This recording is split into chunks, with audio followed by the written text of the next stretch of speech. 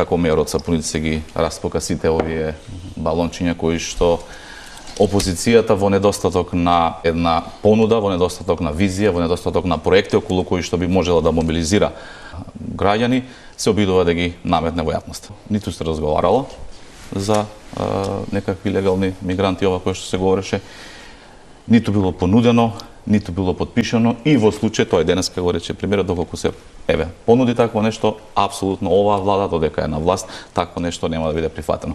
Не само од овие причини последни кои што ги напомена и Пивоваров, туку и од она која што значи идеолошка профилација на ВМРО-ДПМН.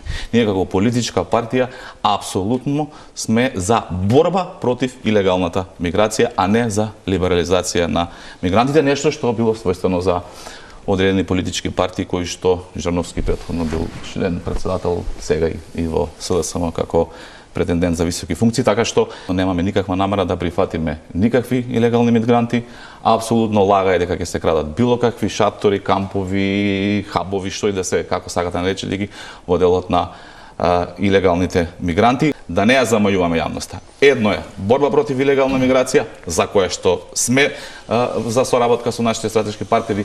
Сосема друго е илегални мигранти, нешто за кое што апсолутно оваа влада нема никаква намера ниту да разговара, ниту да прифати.